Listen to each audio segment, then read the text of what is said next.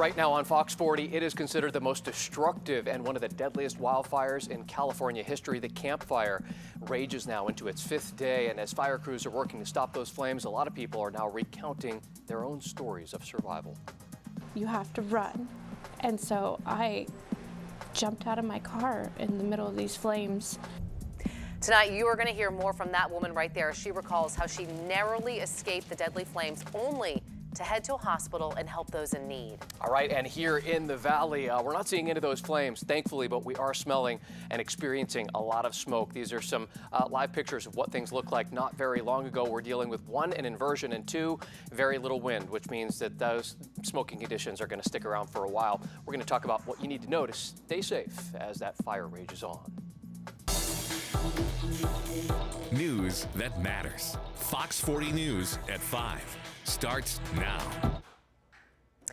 It is an unforgiving fire with flames that are indiscriminately destroying everything in its path. The Camp Fire in Butte County is responsible for at least 29 deaths and destroying thousands of homes. Glad you're with us tonight at 5 o'clock. I'm Nikki Lorenzo. And I'm Eric Harriman. The fire that we're talking about here, the Camp Fire, Butte County, threatening another 15,000 homes and buildings. So as of right now, we do know that the flames have scorched about 113,000 acres. We're sitting at about 25% containment.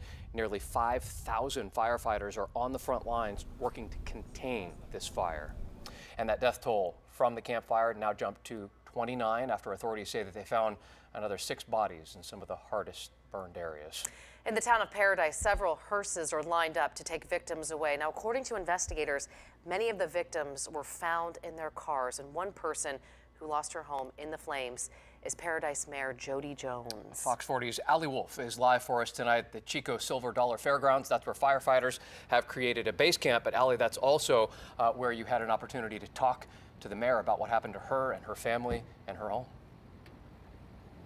That's right, Eric. Well, in about an hour, we're waiting to get some numbers, some updated numbers on the Camp Fire. But yes, as you mentioned, I spoke to Paradise Mayor Jody Jones earlier today, and she told us that some staggering numbers. She estimates that only 10% of the homes in the entire town of Paradise are still standing tonight after the Camp Fire just absolutely devastated that town. She also says about half of the buildings, the businesses in town, are destroyed as well. Just an absolutely staggering number and a huge amount of destruction. And you really feel that when you talk to people here in Chico. A lot of the evacuees are here.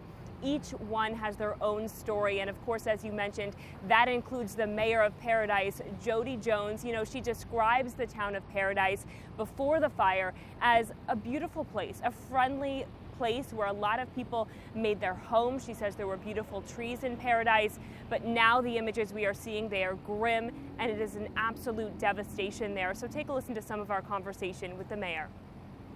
Did you lose your home? Yes, and so did my sister, and my husband lost his office building. What is it like? I can't imagine how hard it is for you to be a leader and to also have your own personal issues of loss. So how are you dealing with that? This might sound kind of strange, but it's almost like a special club. I can't imagine leading this town if I wasn't going through it with them. So, like I said, we're just all in this together. People from outside of town hear these numbers that are historic as far as destruction and lives lost. But for you, sort of the leader of the town, just can you put that in perspective of just the scope of loss that you're dealing with right now? It's pretty devastating. It's huge. I would say 90% of our homes are gone. The entire town council lost their homes, half of our police department, most of our town administrative staff, just about every friend I know. So it's rare for somebody to have a place to go home to. Yes, it is rare. The business district fared a little bit better.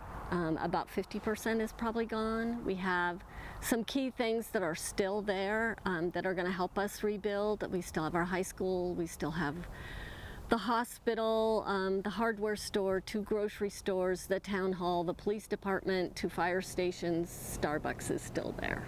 fires. And what are you hearing as far as the attitudes of people, including yourself, who are dealing with such a massive amount of loss and trying to process that right now? Mostly what I'm hearing is we're in this together. We're going to make it. We're going to rebuild. She said, we are going to rebuild. That is what a lot of people are thinking. Obviously hard to think about with so much destruction and a long road to recovery ahead. The mayor says she estimates for people who have a home, the 10%, about it could take a couple months till they're able to go home, according to the mayor.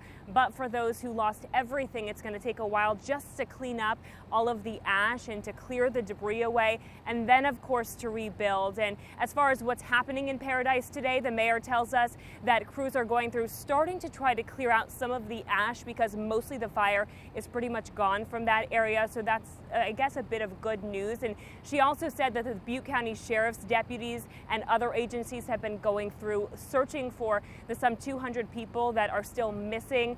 Obviously hoping not to see that death toll rise. Again, we're going to see the numbers updated here at the fairgrounds a little later, but I just want to leave you guys on a little bit of a positive note. The mayor said she is optimistic about rebuilding. She said the beautiful trees in the town looks like they did not die, and as you heard her mention, some of the key buildings, city buildings and hospitals are still standing as well. For now, we're live in Chico. Allie Wolf, Fox 40 News. That frame of mind so important, Allie. Thank you so much. The mayor's story that Allie was just telling us about is one. This is another, a nurse who was trapped in those flames as that fire started to grow, recounted her experience in a CNN interview earlier today. Here's a little piece of that. I started to fill up with smoke, and I called him and I said, Nick, I'm gonna die, and I'm not gonna make it out of here. There's just flames everywhere, and I don't know what to do. I don't know what to do. And this comes from someone who, as a career, helps other people. So she apparently got out of the car at that point. She started to run, saying that she had to close her eyes because of the ash and the smoke was so thick. She just couldn't have her eyes open. Eventually, she says she came across a fire truck and eventually made her way to the hospital from there and started work helping other people. Unbelievable. Going through something like that experience, being so fearful, and then you rush to the hospital and just immediately start helping others. Well, it helped other people like you that were caught in the same situation. Incredible. So of course we've heard stories of frantic escapes from Paradise as the flames were closing in, but one man and his mother, they decided to stay behind. Yeah, they say evacuating for them, it just wasn't an option. Fox 40's Jessica Mensch live for us tonight in Paradise with their story. Jessica. Yeah, right now there are still a lot of roadblocks up leading into the town of Paradise, and there's no word yet on when people are going to be allowed back in. But tonight, as you were saying, we are learning that some people never left, like one man and his mom, who remarkably made it through this devastating fire. I'm good, okay. Safe at home tonight, Brad Weldon and his mom Norma are the last ones left on their street. Mom didn't want to leave. Could all stay here and burn. I ain't got no place to go. And I ain't gonna let that happen. So as the campfire raged toward their house in Paradise, the Weldons stayed put. Immediately ran outside and started cleaning everything we could, all the leaves, everything away from the house. Weldon and his other roommate spent the day and night fighting off the flames, first with a garden hose, then water from their pool. For 24 hours, just stayed diligent and did what we could. At the height of it, it was pretty bad. We were laying on the ground hosing ourselves down so we didn't burn up. All of a sudden the wind changed. Poof, went the other way. He was able to save their house, the last one left on Lisa Lane. I had a lot of angels watching after us that night. Now surviving off of his generator and stored food, but he's running low on supplies. They told me if I leave, I will not be allowed back, no matter what. Relying on faith that he and his mom will make it through. I believe in prayer. Hoping his neighbors will come back and rebuild their slice of paradise. It's kind of heartbreaking to know that no one has anything left that you loved, and I just want them all to know how much I feel. Again, he is hoping to come back out here to Chico to get more supplies, but right now, law enforcement is telling him that if he leaves, he won't be allowed back in, and he does not want to leave his mom. Reporting live in Paradise, I'm Jessica Mensch, Fox 40 News. Jessica, thank you. I'm not sure what you believe, but there was something watching over exactly. them. That is for sure. Agree. And now that we're into day 5, fire crews, as you know, working tirelessly and around the clock. Yeah, and as we move toward day 6, fire crews, they still have a lot of work to do. Fox 40's Doug Johnson has that story tonight. as firefighters continue to battle the campfire. You'll see the big boat up here belongs to a neighbor.